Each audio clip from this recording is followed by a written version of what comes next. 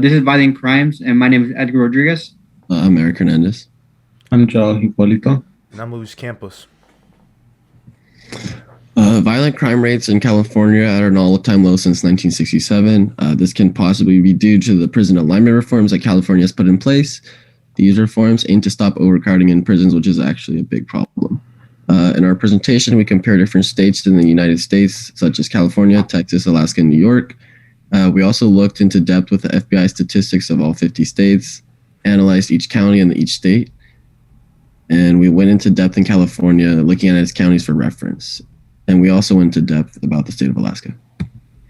To provide statistics of violent crimes in smaller areas, such as neighborhoods in different parts of counties, was our gap.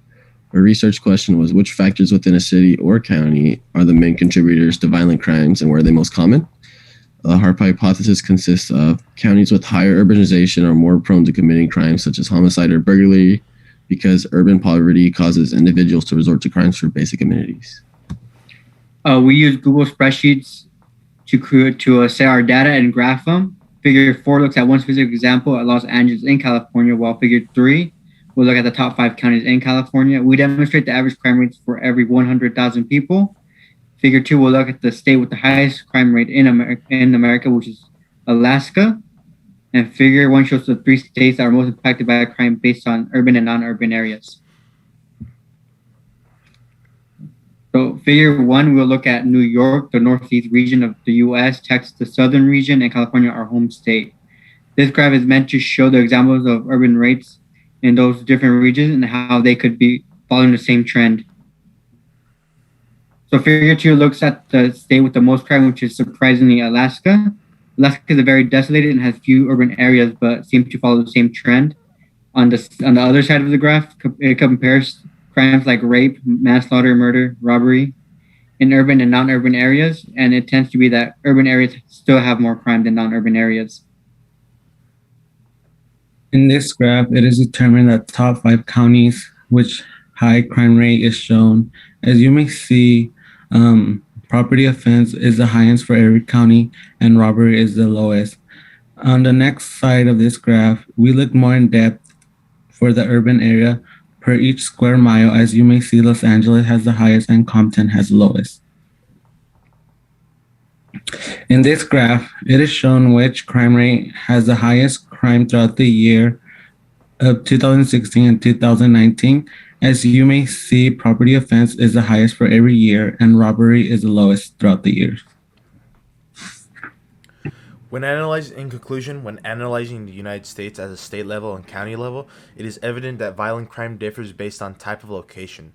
Figure 1 shows that the states have a disproportion of violent crimes depending if it is urban or rural areas. This can be clearly shown with states like Texas, California, and New York.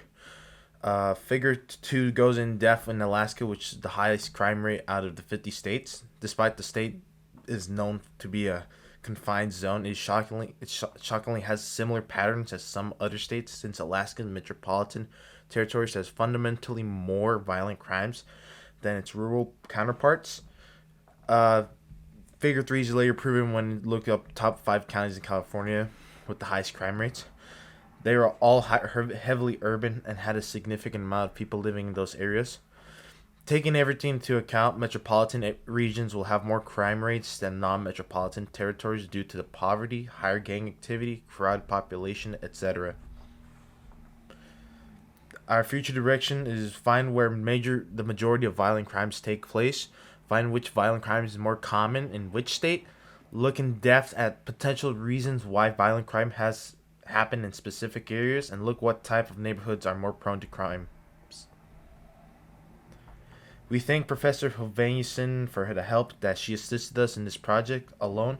She helped us and opened up our eyes to be unique with our data rather than using someone else's and setting up our own data tables, as well as how to label them. And we thank ISA Jesse for assisting us at the beginning of the project and helping us out with the sources that may seem relevant to this project, focusing on violent crimes. And we would like to acknowledge our teammates for pitching in creative ideas and being communicative, even though we are sitting from the screen of our computers and phones and discussing what kind of sources or data can be used for projects or relevant to this presentation itself.